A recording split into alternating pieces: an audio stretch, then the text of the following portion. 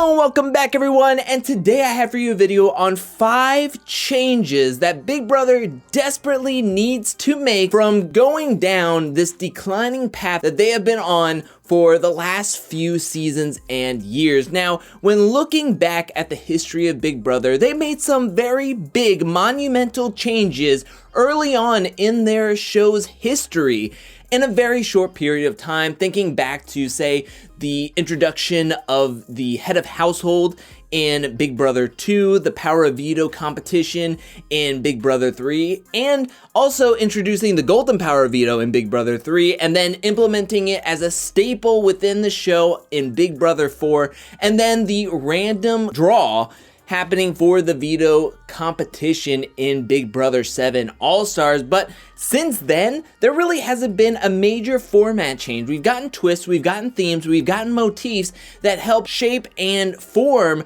the strategy of the game from season to season, but nothing that has evolved the game as, say, some of the earlier twists and format changes within the show. Now, with all that backstory and context, let's move into the first thing I feel as though that Big Brother needs to change, and that is shortening the season.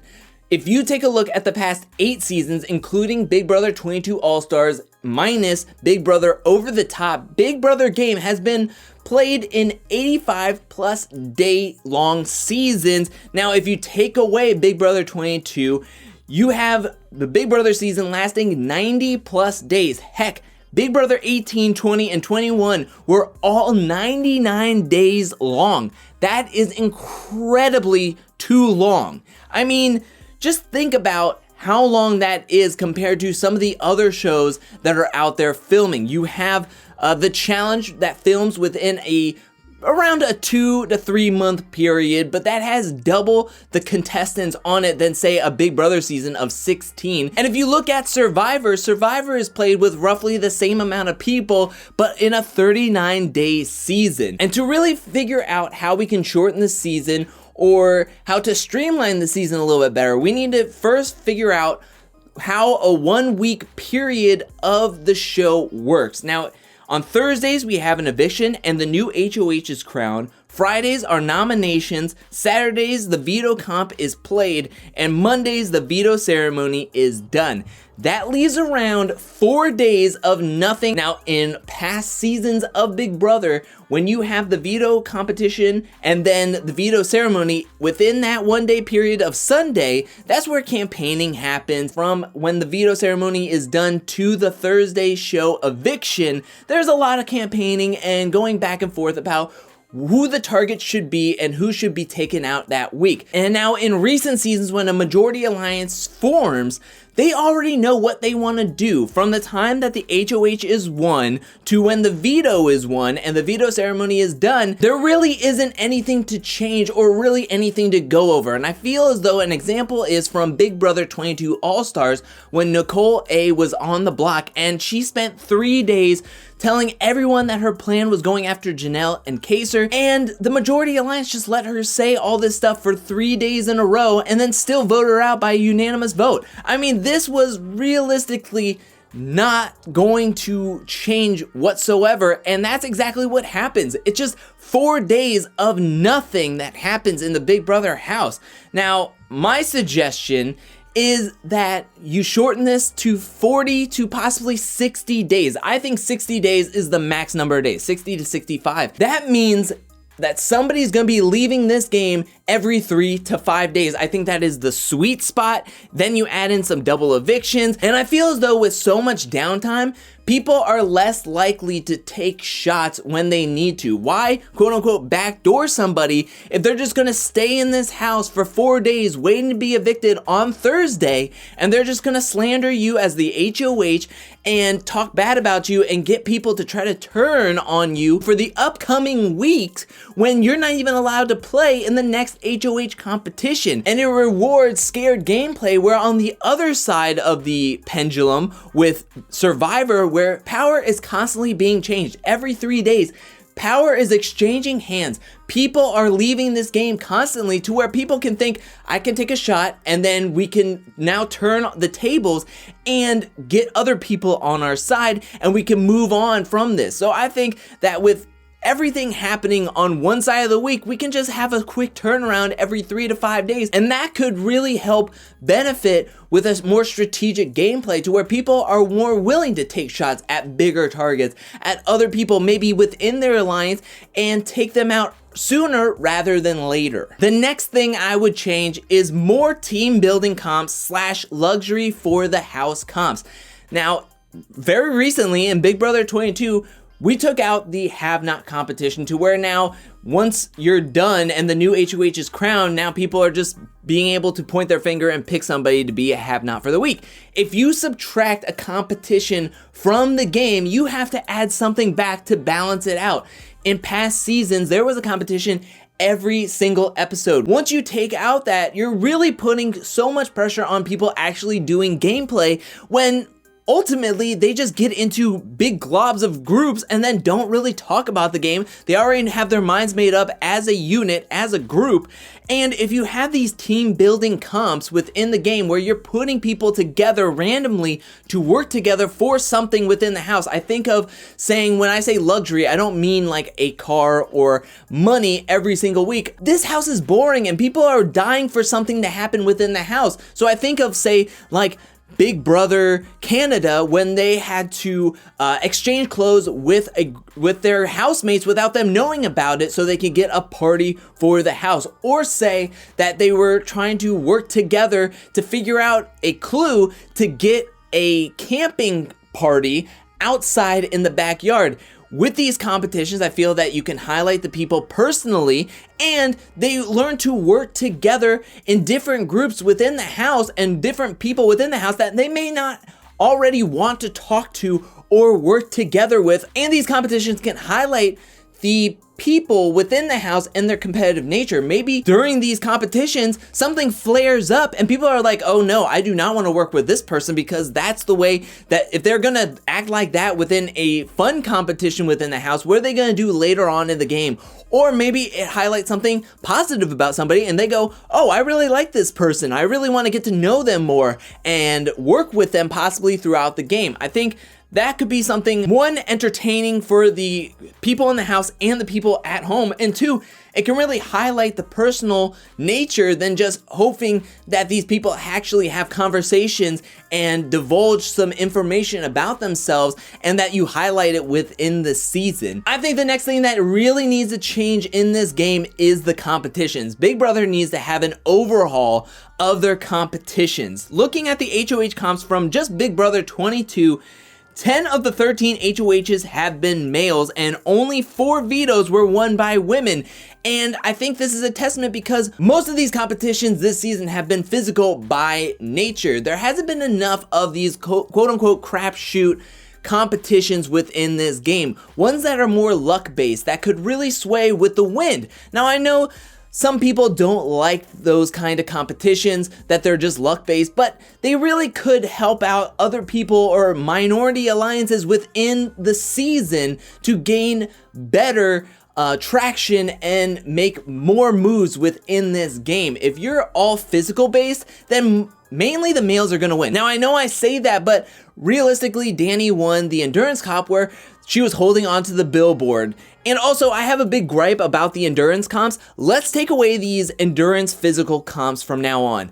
Gone are the days of people holding a button for hours on end, holding onto a ship for 10 hours, holding onto a comet for 6 hours. More than not, these endurance competitions last for maybe an hour to an hour and a half. Let's move on to more mental endurance competitions, like in Big Brother Canada 5, where they had a buzzer and randomly a horn would go off. It could go off in 5 minutes, it could go off in 20 minutes, maybe an hour, 4 hours, but you had to be standing by your buzzer ready to hit it. And if you were the last one to hit your buzzer, you were gone. I think that is a more level-based competition to where anyone can win if you were just focused and mentally prepared for this game. I think of Survivor, where it has a mix of every competition being physical and then mental, where yes, there's a physical component happening within this game, but also there's a puzzle normally at the end as an equalizer. I think of, say, the Final Four competition in Cagayan, where Cass was down and out the whole game. She was not able to fill up her little test tube to get her key to unlock her puzzle pieces until way after everyone else was done. However, she was able to win that competition because the other 3 people could not get the puzzle done as fast as she can. You need to have a balanced mix of mental endurance, physical endurance, skill-based, and luck to where everyone has an equal playing field of possibly winning, and then that leaving up the power in balance to where anyone could win and really shaking up the season instead of it all being one group or one person or one type of person winning the whole time. Something I've been very disappointed with as of late is how Big Brother is handling twists and handing them out like powers and stuff. When looking at Big Brother 22 All-Stars, they figured that they needed to change up the game and really shake things up. So instead of the powers being something to where people earned, they kind of just threw everybody in a dark room and said, good luck, and just handed out powers for power's sake.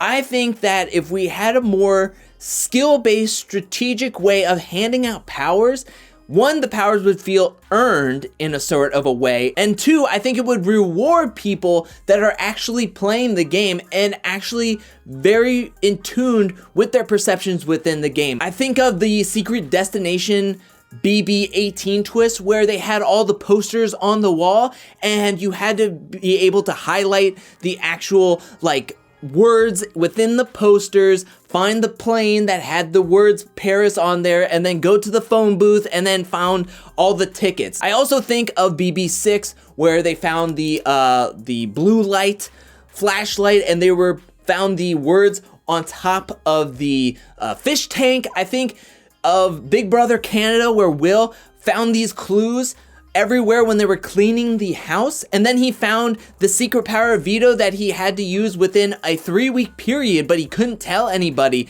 Now, don't give me the coup d'etat because that is just way too overpowered, but I think if you have these little twists within the game, it's almost like finding a hidden immunity idol from Survivor. It's something that you want to find within the game, and you want people to be tactful when looking for these things within the game. It makes for good TV, it makes for gripping TV, and it rewards the players that are actually perceptive and looking around and trying to find something different within the house. I remember in the beginning of this Big Brother season that there was a whole bunch of talk of, ooh, there could be a secret room with a secret power. How cool would that be? And then nothing came of it. There was no secret room. There was no secret power. And I think that happens every single season. There is always something to where we're like, maybe there's a secret room. Maybe there's something secret hidden within the walls, and then nothing happens. Instead, they just put everybody in shirts that say BB Basement and then throw them within a dark room and say, there's 3 powers up for grabs, good luck. And then only one person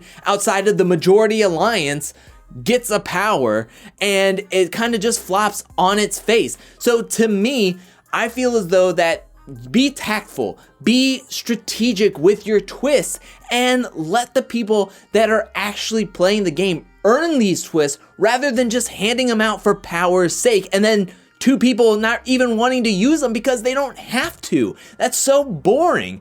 And I think that would make the game more fun. All right, and the final, and I would think the most important change that Big Brother needs to implement is whatever they're doing with their casting process as of late needs to change. More diverse cast would make for a more entertaining and more strategic season. And when I say diverse, I mean diverse in all aspects. I'm talking about different cultures, races, religions, ages, sexes, genders, LGBTQ plus community representatives within the house and in Big Brother in general. Now, when pulling stats for this particular reason, I look back from Big Brother 14 to now, excluding Big Brother Over the Top, but this is something that has been going on for years and years and years. There needs to be more representation within the Big Brother house and the Big Brother community. Now, when looking back from Big Brother 14 to Big Brother 22 All-Stars,